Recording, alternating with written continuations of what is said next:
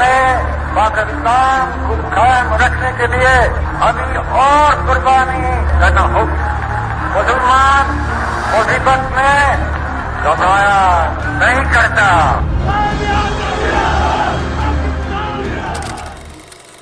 ہزاروں سال نرگس اپنی بے نوری پہ روتی ہے، ہزاروں سال نرگس اپنی بے نوری پہ روتی ہے، بڑی مشکل سے ہوتا ہے چمن میں دیدہ ور پیدا۔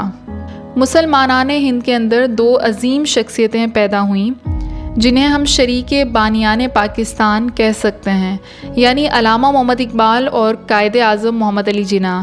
علامہ محمد اقبال ایک مفکر، فلسفی، دانشور تھے اور محمد علی جناح بیرسٹر تھے اور ساتھ ہی ایک سیاسی کارکن بھی تھے۔ شروعاتی طور پر محمد علی جناح کا مزاج قوم پرستانہ تھا، جس پر آپ سب جانتے ہیں کہ شروع میں جب مسلم لیگ قائم ہوئی تو جناح اس میں شامل نہ ہوئے، بلکہ بعد میں مولانا محمد علی جوہر کے اصرار پر شامل ہوئے۔ خیر، محمد علی جناح پہلے یہ چاہتے تھے کہ ہندوؤں اور مسلمانوں کے درمیان مصالحت ہو جائے۔ انہوں نے اس کے لیے بہت محنت کی اور انہی خدمات کے طفیل میں ہی انہیں ہندو مسلم اتحاد کا سفیر کہا گیا۔ خیر، یہاں سوچنے کی بات تو یہ ہے کہ یا یوں کہیں افسوس کی بات ہے کہ اتنی محنت کے باوجود بھی وہ کامیاب نہ ہو سکے۔ خیر، پھر 1928 میں نہرو رپورٹ شائع ہوئی جس نے مسلمانوں کی ہندوؤں سے تمام امیدیں ختم کر دیں، لیکن جناح نے پھر بھی ہار نہیں مانی اور تجاویز دہلی کے نام سے ایک خاکہ پیش کیا، لیکن وہ بھی قبول نہیں کی گئی۔ پھر دوبارہ قائد نے 14 نکات پیش کیے، لیکن وہ بھی رد کر دیے گئے۔ اس طرح قائد اعظم نے پھر دل شکستہ ہو کر ہندو اور مسلم قوم کے درمیان مصالحت کے لیے کوشش چھوڑ دی، بلکہ ہندوستان کی سیاست سے بالکل کنارہ کشی اختیار کر لی۔ دوسری جانب علامہ محمد اقبال بھی شروعاتی وقت میں یعنی 1899 سے 1905 کے درمیان اقبال ہندو نیشنلزم کے پرستار تھے، جسے ان کا ترانہ ہندی سارے جہاں سے اچھا ہندوستان ہمارا۔ اس کے علاوہ برہمن سے مخاطب ہو کر کہتے ہیں، پتھر کی مورتوں میں سمجھا ہے تو خدا، خاک وطن کا مجھ کو ہر ذرہ دیوتا ہے۔ خیر، 1905 کے بعد ان کی تمام تر شاعری میں اسلام کے نظام فکر اور حکمت نظر آتی ہے۔ اپنی ملت پر قیاس اقوام مغرب سے نہ کر، خاص ہے ترکیب میں قوم رسول ہاشمی، ان کی جمعیت کا ہے ملک و نسب پر انحصار، قوت مذہب سے مستحکم ہے جمعیت تیری، دامن دی ہاتھ سے چھوٹا تو جمعیت کہاں، اور جمعیت ہوئی رخصت تو ملت بھی گئی۔ قائد اعظم جب 1930 میں ہندوستان کی سیاست چھوڑ کر انگلستان چلے گئے تو ان کی ملاقات شیخ محمد اکرام سے ہوئی، جو کہ ادارہ ثقافت کے بہت عرصے تک ڈائریکٹر رہے، بہت پڑھے لکھے آدمی تھے۔ قائد اعظم سے دریافت کیا کہ آپ ہندوستان کیوں چھوڑ کر آ گئے؟ ہندوستان کے مسلمانوں کو تو آپ کی رہنمائی کی ضرورت ہے۔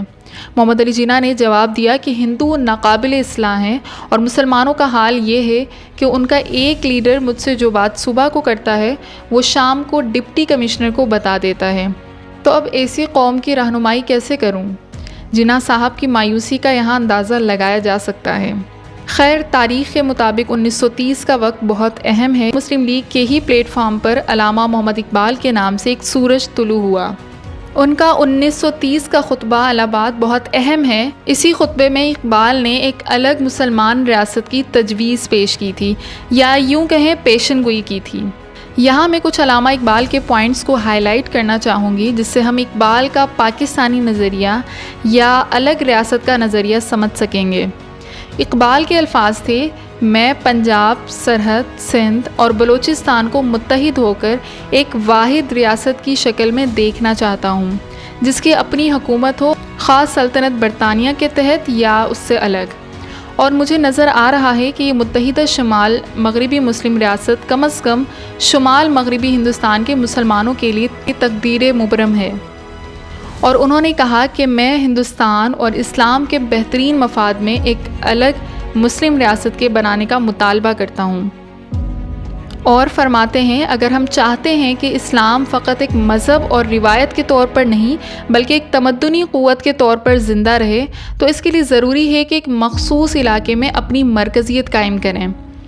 جس سے اندازہ لگایا جا سکتا ہے کہ علامہ کا سیاسی مسلک ان کے اسلامی عقائد اور نظریات کے تابع تھا، لہٰذا جاوید نامہ سے ارمغان حجاز تک وہ جا بجا اسلامی سلطنت کے خد و خال بیان کرتے ہیں۔ ان کے نزدیک عقیدے، تہذیب اور تاریخی روایت کی اہمیت تھی۔ وہ امت مسلمہ کو ایک نظریاتی قوم کے طور پر زندہ دیکھنا چاہتے تھے۔ خیر، یہ وہ چیز ہے جس نے تحریک مسلم لیگ کے اندر ایک مثبت جذبہ پیدا کیا۔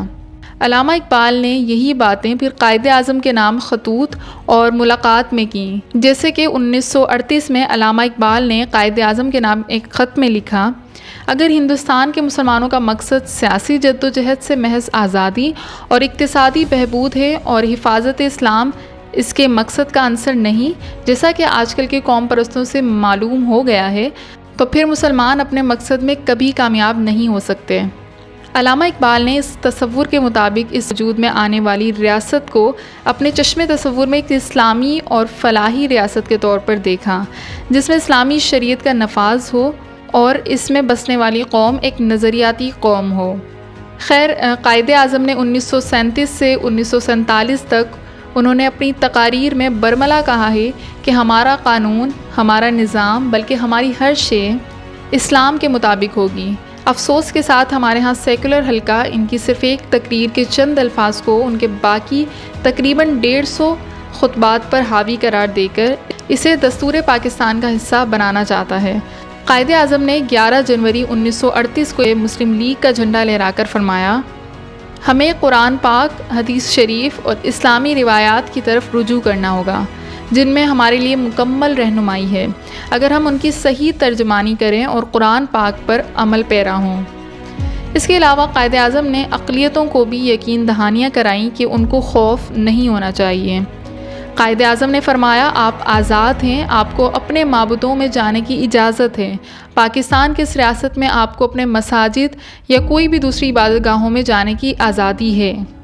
اس بات میں کوئی شک نہیں کہ اسلامی ریاست میں بھی مذہبی آزادی سب کو ملتی ہے، اور پوری تاریخ بھی یہی بتاتی ہے کہ کہیں پر بھی کسی ایک شخص کو بھی بالجبر مسلمان نہیں بنایا گیا۔